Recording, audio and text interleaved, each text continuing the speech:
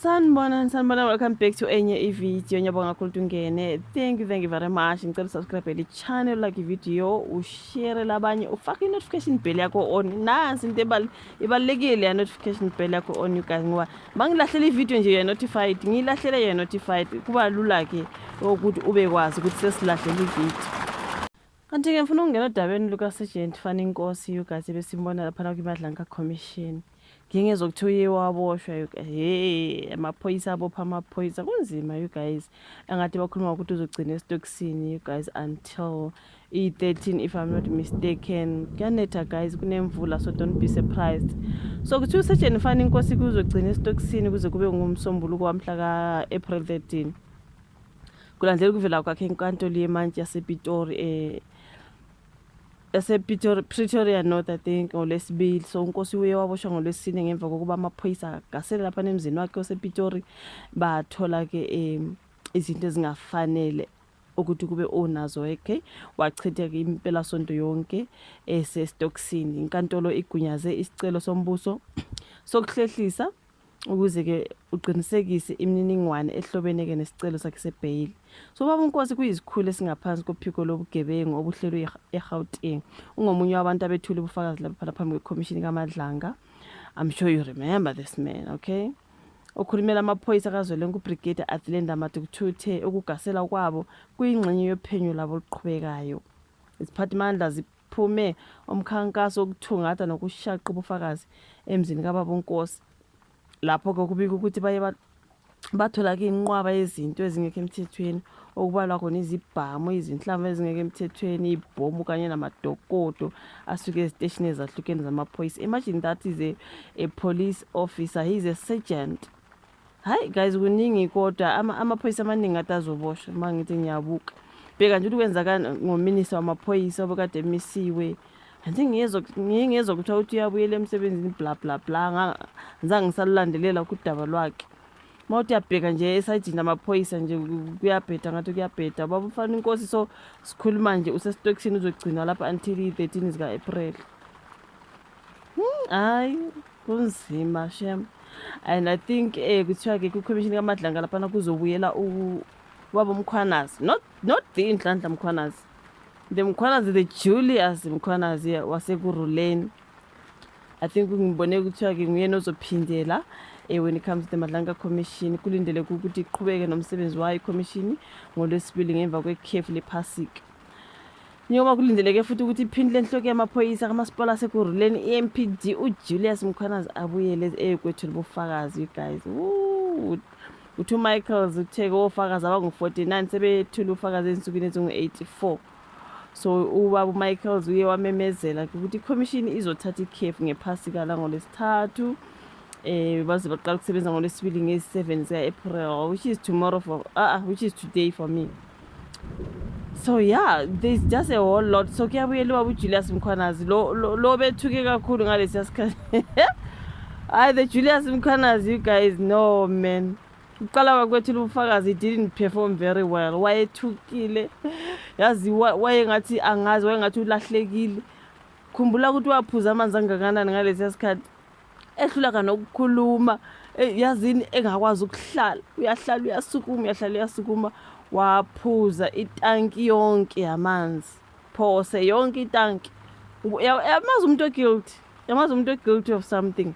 That was what Julius Mkhwanazi ngenkathi kuqala ukuthula ubufakazi. I was like, what the hell is going on with this man?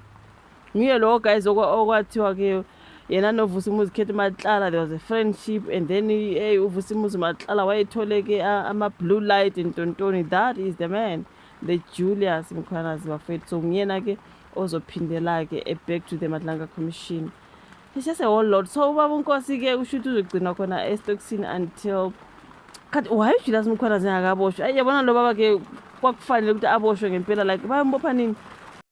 So baba Sergeant Nkosi kuthi utholakale ke enezibhamu ezimbili ngesikhathi amaphoyisa yombopha laphana kuThempete noke bekunezibhamu ezimbili.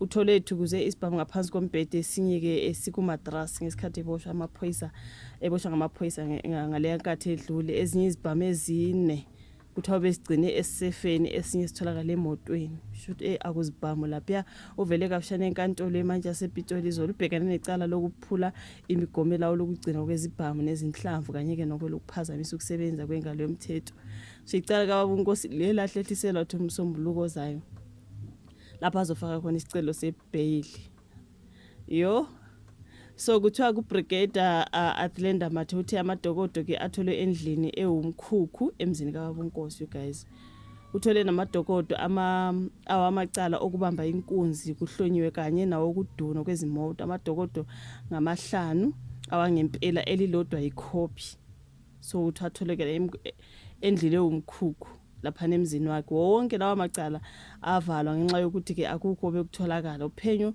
luzobheka ukuthi ngabe umsolo akazange yini abe nesandla ekuvalweni kwalawa macala lamadokodo bekufanele ngabe agcine ezistation zamaphoyisa kodwa ke ebesemzini wakhe amaphoyisa asazophenya ukuthi afika kanjani kuye lawo madokodo yo kuthi ubrigadier Athlenda Mathuthi baphinde bathola ke imfumba yemali khona ngasemzini kaBaba uNkosi uNkosi befuna ukuthi isicelo sakhe sebail silalele izolo kodwa umbuso wacela ukunikeza isikhathi esokuthi uqedelela uphenya abameli bakhe kuBaba uNkosi bebefuna ukuthi adedele izolo bekhala ngokuthi akaphephile ejele bathe uNkosi akadli ngisho nokudla lapha ejele ngenxa yokwesaba ukuthi uzofakela ushevu isilake ngobuningi babo nje mabeboshiwe abadli khumbula ke okhethi mathala kwakuthi abadli othabo best basaba ushefu lapha bebefuna nokuthi ashintshele kwelinye ijele njengoba ke egcinwe ngaseHoshi Mampuru kodwa imanje yasichitha ke leso sicelo abezindaba baye banqatshelwa ukuba ke bawe bathwebule ke uNkosi ngesikhathi evele lapha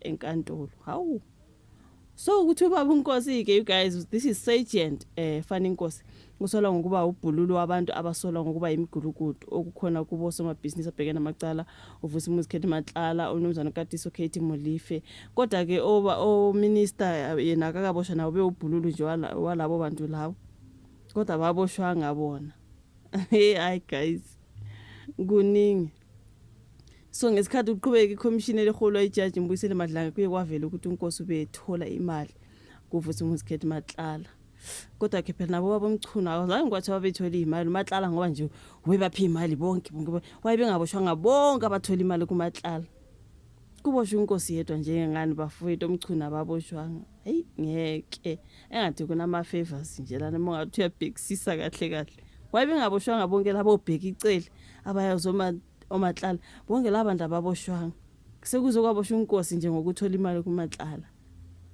what about the others usamile umbuzo hayi ngeke kunzima you guys ukuthiwa ke uNkosi besebenzela uphiko olulwa nobugebengu obuhleliwe futhi usondelene nokhomishana wamaphoyisa omisiwe ubaba uGeneral Shadrack Sibiya bonke Sibiya besatha mbabalo omchuno Sibiya obaba ubheka icele all those people they close to Matlala and kusho ukuthi bebethola imali kuMatlala why kanti bona bengaboshwanga that's my question you guys ongabe sazi guys ukuthi wayibona bengaboshwanga kuze kuzoboshwa uNkosi nje what about the others say thoughts in the comment section yo akunzi